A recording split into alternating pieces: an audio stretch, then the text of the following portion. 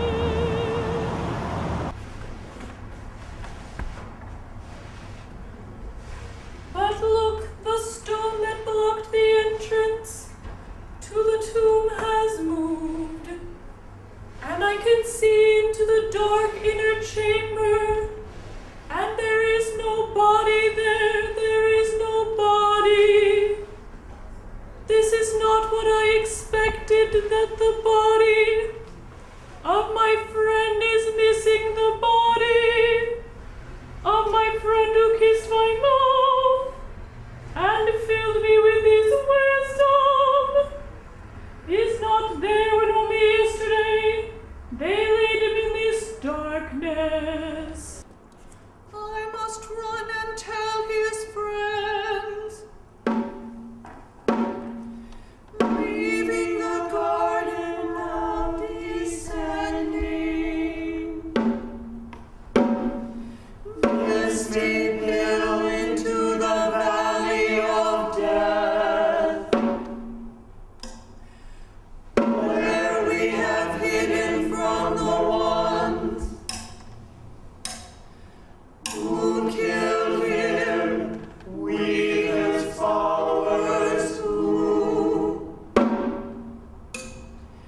have nowhere to go, have given up everything. I pass among stones,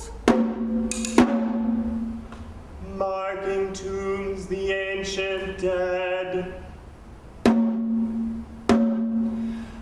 Across from the temple mount below, the place where he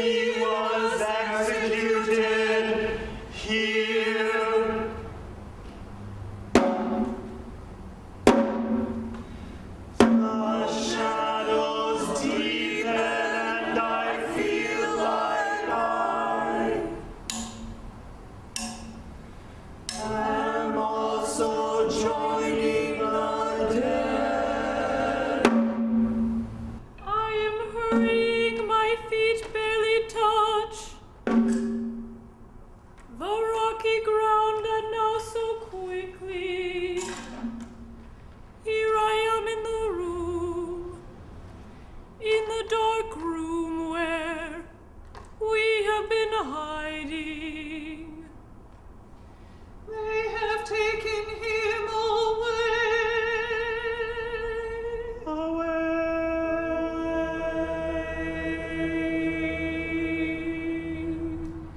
Jesus, our teacher, his body is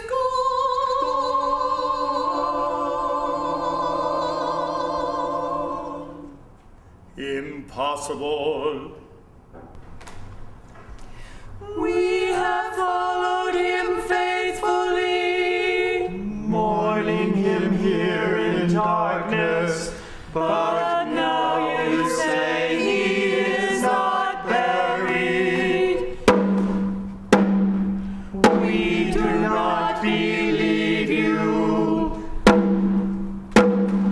Too often you have hidden from us what he told you too often in secret with him. How can we believe you now when we have not seen what you say you have seen? It is only words. and at that a woman's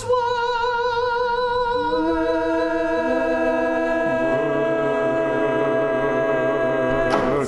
We should see for ourselves as he taught us, having eyes to see and ears to hear.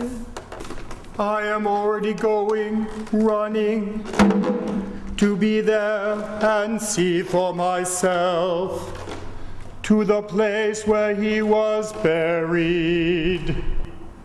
And I, the faster, also to the tomb, and the stone that has moved.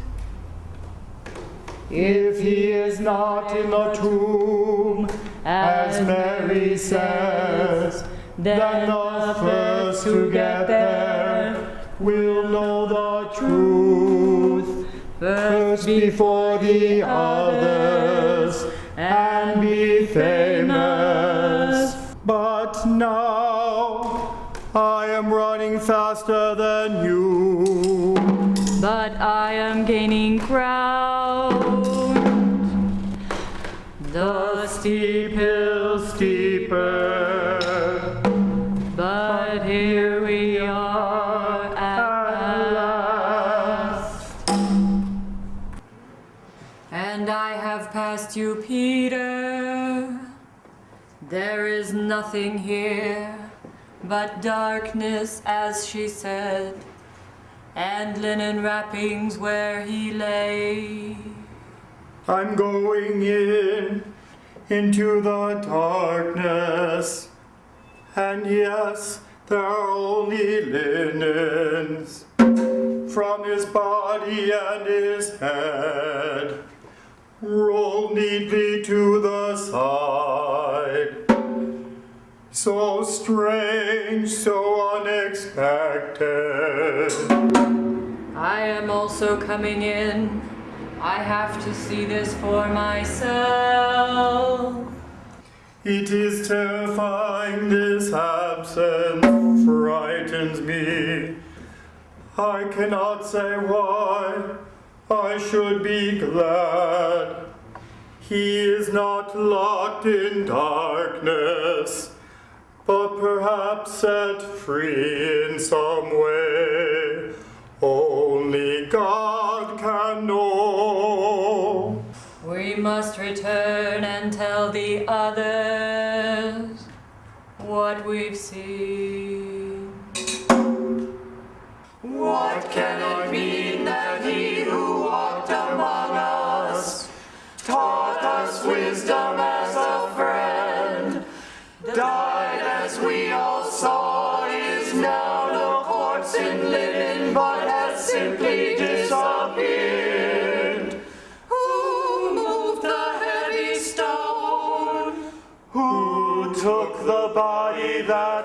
loved but cannot honor.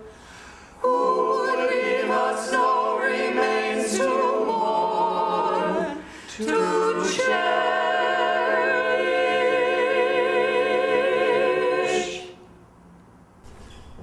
I returned to the garden alone, leaving the disciples still, in fear for their lives, no more enlightened. What value is an empty tomb, or knowing that there is an empty tomb where once a friend was buried but is now somehow escaped or stolen, or strangely changed beyond our understanding? Life is mystery, and all is not as it appears, not here, not anywhere.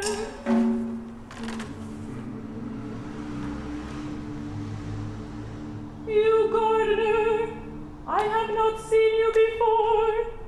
Can you help me? Why are you distressed? Someone has taken the body of my friend who died. Have you taken him? Could it be you? And what will you do with the corpse of your friend if you find it? Do not joke with me. Will you worship him, this corpse and friend? Leave me to my grief. Mary, Mary, Mary.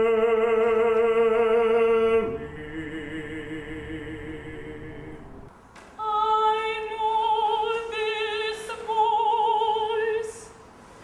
It is he, the one I love. I will embrace him now. He lives, how wonderful!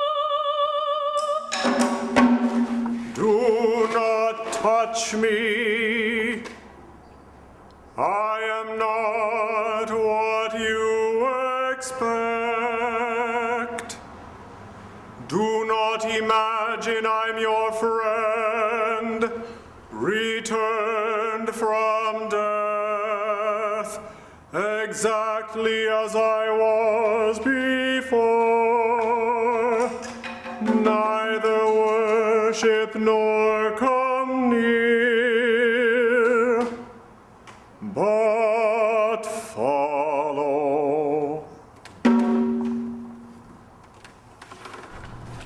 And so we have each and many. She most of all His favorite. Sometimes it seems to the exclusion of the rest of us. but her sorrow is our own. The sorrow of the lost, the left behind. How do we follow one who now is dead? What kind of ghost can lead? I am dismayed that nothing is what we expect. It never is. Not even death, not death, not life. The two so much alike. The two so much alike. The child and the corpse are one.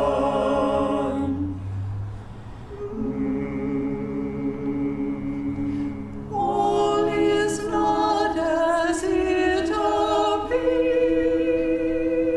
In this garden.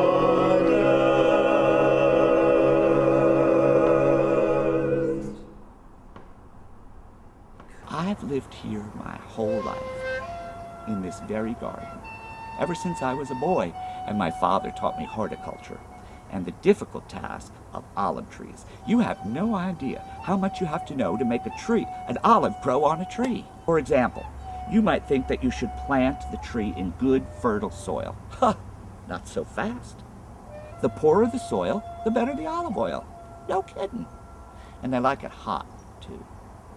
Although, you may be surprised to learn that it gets cold around here in Jerusalem, and I have to think about that, too. Drought's not a problem. They just don't need that much water. The main thing is you have to prune them if you want to get your olive tree to live long. Harvesting, you just pull on the tree and the fruit falls to the ground and you pick it up. Well, that's the way I do it anyway. You don't want to eat an olive right off the tree. Oof, they're bitter. I wash them in salt water and cure them. There's a lot you need to know about olives, but I want to talk about this particular olive grove and that tomb over there. Now, the guy that was laid in that tomb just yesterday was crucified, and he must have been pretty important because there was soldiers came with him, and they don't usually do that kind of dirty work. And they rolled a particularly large stone over the tomb. And those two guards stood watch all night, just until about sunrise, and nobody came to relieve them. And I know, because I was having trouble sleeping. And when I do that, I usually wander around the garden and talk to the trees. It soothes me, you know. My wife says I'm crazy talking to trees, but hey, if it works. And when the guards left, I went over and took a closer look at that tomb, and the stone was rolled away. I thought that was peculiar, because it's not like soldiers to do that, roll the stone away or take the body. Everything about this man was peculiar. My wife says he was one of those irritant preachers, you know, that roam around teaching. Anyway, here comes a woman. She might know something. You don't usually see women around here this time of the morning. Hello. Are you one of the gardeners? I'm the only gardener. But I talked to someone else earlier who was a gardener. I thought he was a gardener, although now that I see how you're dressed, I think maybe he was something else. Well, it's been a very busy garden this morning with the guy who was crucified and buried, whose tomb is now open, and the soldiers, and now you. The tomb is empty. You don't say. I swear I saw two fellas dressed in white when I went over there to have a look. Peculiar looking young men, just sitting there. Very spooky, actually, which is why I was thinking of going home early. Let the ghosts have their day. Did you know the dead man? Yes, he was my teacher. My wife says he was an irritant preacher who wandered around. Is that right? Yes. Are you sure you saw two people in there? Maybe that was Peter and Martha. I didn't get their names. But I'm going home before something more weird happens. I don't think it's very safe for you either. I do not understand my tears. Newly sprouted even though I've seen my Lord, my teacher, in a fleshly garment. Just now over there, so why? These tears when he has left the tomb. I do not understand.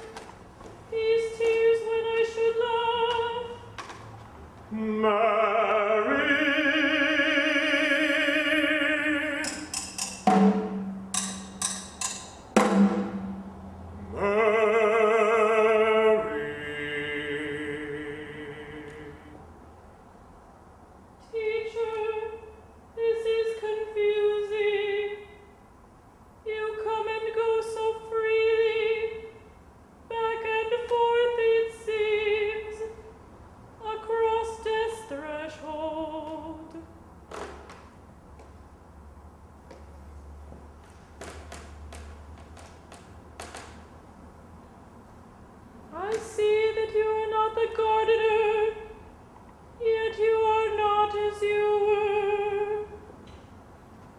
Why can I not hold you as I did before I miss your flesh against my own, your words embracing mine? Now we know each other as spirit infuses flesh.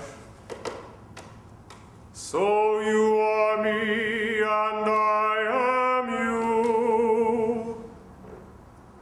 No embrace can hold us where we are both dead and living, dead and living.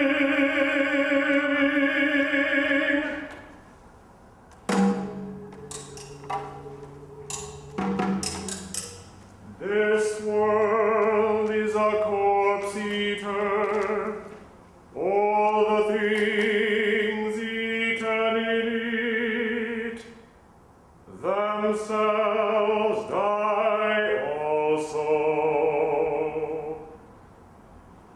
Truth is a life eater. Therefore no one nourished by truth will die. I have not gone anywhere, nor have I come from anywhere. I have left the world and come from the world.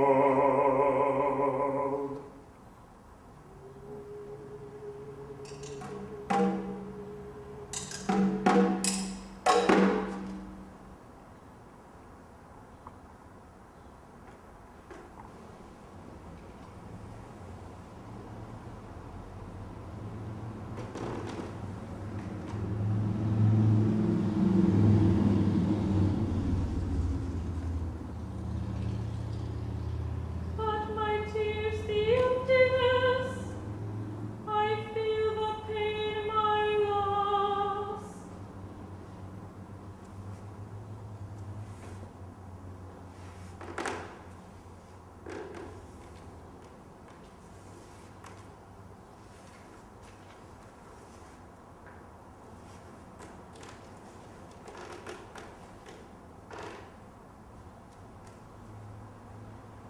Are not truth but fictions,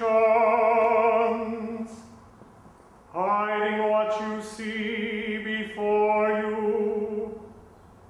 Not that I am living, no, not living, but that we have neither lived nor died, but are eternal,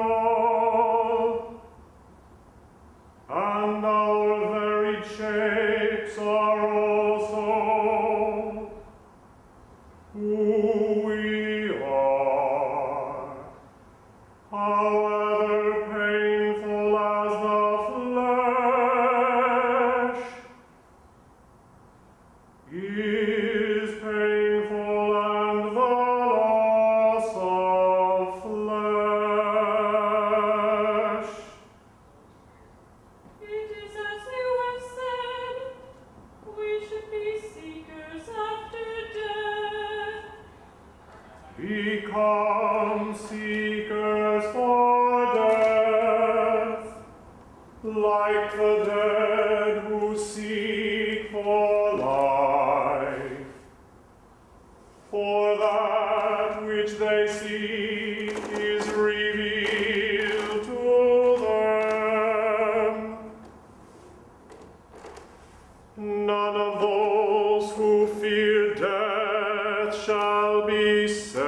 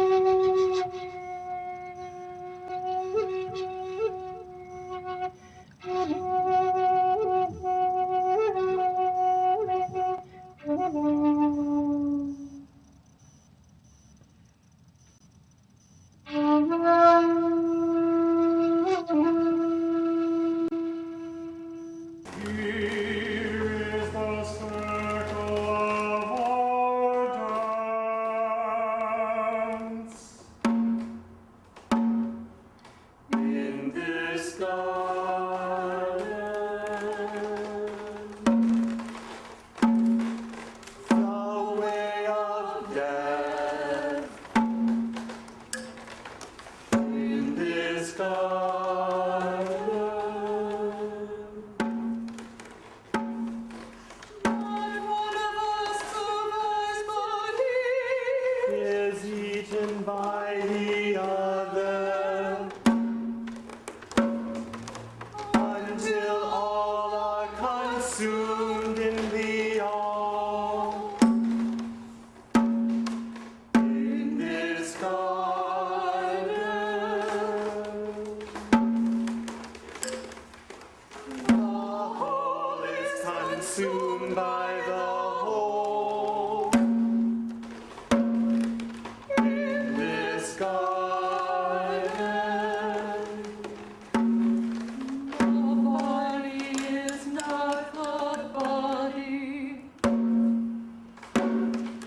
the reason is devoured. In this garden, the reason is not the reason. The mind dissolves into the dance.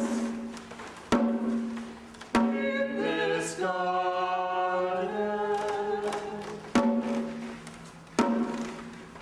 we put ourselves to death. To death we put ourselves, and wisdom spews us forth to the garden that is no garden.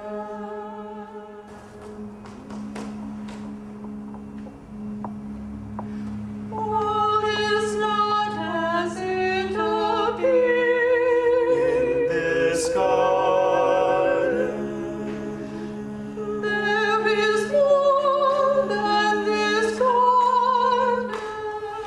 in this garden.